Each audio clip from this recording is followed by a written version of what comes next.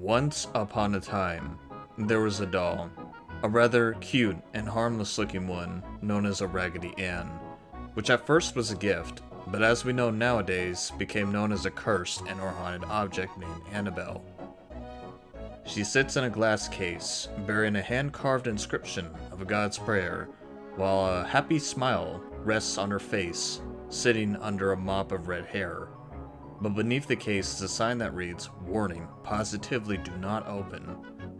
To the uninformed visitors of the Warrens Museum in Monroe, Connecticut, she looks like any other Raggedy Ann doll produced in the mid-20th century, but the original Annabelle doll is actually anything but that. Since her first supposed haunting in 1970, this evil-ass doll has been blamed for demonic possession, a slew of violent attacks, and at least 2 near-death experiences. In recent years, the true stories of Annabelle have even inspired a series of crappy horror films. But just how much of Annabelle's story is real? Is the real Annabelle doll truly a vessel for a demonic spirit in search of a human host? Or is she simply a child's toy, used as a prop for wildly profitable ghost stories? I will leave you to be the judge of that. Stick around and enjoy the video, as I will showcase the haunting story of Annabelle, the supposed real-life killer doll.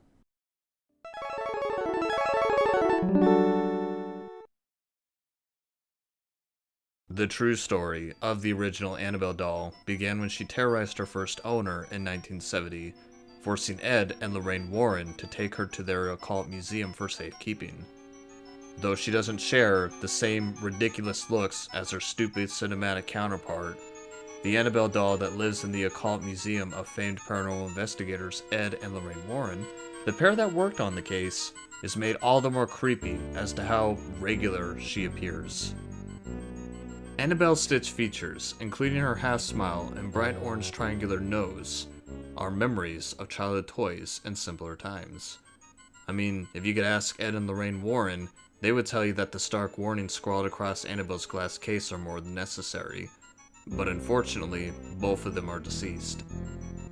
According to the well-known demonetologist couple, the doll was responsible for 2 near-death experiences, 1 fatal accident, and a string of demonic activities that have lasted some people 30 years. The first of these infamous hauntings can be allegedly traced back to 1970, when Annabelle was brand new back then, and the story was told to the Warrens by 2 young women, and was retold for years after by the Warrens themselves. As the story goes, the Annabelle doll was a gift to a young nurse named Donna from her mother for her 28th birthday.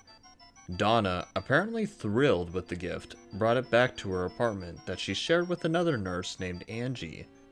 At first, the doll was an adorable accessory, sitting on a sofa in the living room and greeting visitors with her cute looks. But before long, the 2 women began to notice that Annabelle seemed to move about the room of her own accord. Donna would sit her on the living room sofa before leaving for work, only to come home in the afternoon and find her in the bedroom with the door shut. Donna and Angie then started finding notes left throughout the apartment reading "Help me." According to the women, the notes were written on parchment paper, which they did not even keep in their home. Furthermore, Angie's boyfriend, known only as Lou, was in the apartment one afternoon while Donna was out and heard rustling in her room as if someone has broken in. Upon inspection, he found no sign of forced entry, but found the Annabelle doll lying face down on the ground. Other versions, though, they say that he was attacked upon waking up from a nap, but to me that just sounds silly. Suddenly, he felt a searing pain on his chest and looked down to find bloody claw marks running across it. 2 days later, they had vanished without a trace. Following Lou's traumatic experience, the women invited a medium over to help solve their seemingly paranormal issue. The medium held a seance and told the women that the doll was inhabited by the spirit of a deceased 7-year-old girl named Annabelle Higgins, whose body had been found years earlier on the site where their apartment building had been built. The medium claimed that the spirit was benevolent and simply wanted to be loved and cared for. the two young nurses reportedly felt bad for the spirit and consented to allow her to take up permanent residence in the doll. Eventually, in an attempt to rid their home of the Annabelle doll's spirit, Donna and Angie called on a priest known as Father Hegan. Hegan contacted his superior, Father Cook, who alerted Ed and Lorraine Warren. As far as Ed and Lorraine were concerned, the two young ladies' trouble truly started when they began believing that the doll deserved their sympathy.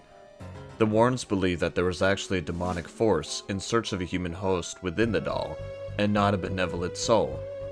The Warrens' account of the case states, "Spirits do not possess inanimate objects like houses or toys. They possess people. An inhuman spirit can attach itself to a place or object, and this is what has occurred in the Annabelle case. This spirit manipulated the doll and created the illusion of it being alive in order to get recognition. Truly, the spirit was not looking to stay attached to the doll, it was looking to possess a human host." Immediately, the Warrens noted what they believed were signs of demonic possession, including the teleportation with the doll moving on its own, materialization with the parchment paper notes, and the mark of the beast itself with Lou's clawed chest. The Warrens subsequently ordered an exorcism of the apartment to be performed by Father Cook. Then, they took Annabelle out of the apartment and to her final resting place in their museum, in the hopes that her demonic reign would finally end. Following Annabelle's removal from Donna and Angie's apartment, the Warrens documented several other paranormal experiences involving the doll, the first minutes after they took possession of her. After the exorcism of the nurse's apartment, the Warrens buckled Annabelle into the back seat of their car and vowed not to take the highway in case she had some sort of accident-causing power over them in their vehicle. However, even the safer back roads proved to be too risky for the couple. On their way home, Lorraine claimed that the brakes either stalled or failed several times, resulting in near-disastrous crashes. Lorraine claimed that as soon as Ed pulled holy water from his bag and completely doused the doll with it, the problem with the brakes disappeared. And upon arriving home, Ed and Lorraine placed the doll in Ed's study. There, they reported that the doll levitated and moved about the house. Even when placed in the locked office or in an outer building, the Warrens claimed that she would turn up later inside the house. And then finally, the Warrens decided to lock up Annabelle for good. They had a specially made glass and wood case constructed, upon which they inscribed the God's Prayer and St. Michael's Prayer. For the rest of his life, Ed would periodically say a binding prayer over the case, ensuring that the sinister spirit and the doll remained trapped and cleansed. Since being locked up, Annabelle the doll has not moved again, though it is alleged that her spirit has found ways to reach out to the earthly plane. Once, a priest who was visiting the Warrens Museum picked up Annabelle and discounted her demonic abilities. Ed warned the priest about mocking the doll, but the young priest laughed him off. On his way home, the priest was involved in a near-fatal car accident, and it completely totaled his new car, too. He claimed to have seen the Annabelle doll in his rearview mirror just before the accident. So scary. Years later, another visitor tapped on the glass on the Annabelle doll's case and laughed at how silly people were to believe in her. On his way home, he reportedly lost control of his motorcycle and crashed headlong into a tree. He was killed instantly, and his girlfriend barely survived. She claimed at the time of the accident, the couple has been laughing about the Annabelle doll. The names of the young priest and the motorcyclist were never divulged, neither Donna nor Angie. The two nurses who were Annabelle's first victims never came forward with their story. Neither Father Cook nor Father Hegan appeared to have mentioned their exorcisms of her ever again. It would appear that all we have is the Warrens' word that any of this ever took place. In conclusion, the doll itself has left its mark onto history, by which I mean scaring a hell of a lot of people with its story, as well as respecting the doll itself. Call me ignorant, but I have no belief in this said story, nor the paranormal, or spirits for that matter.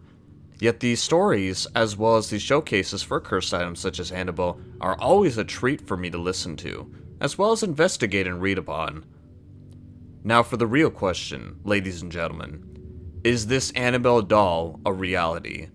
Or is it a fake story made up to scare people for popularity, as well as these stories behind it also being fake? Are the Warrens liars, or are they legitimate?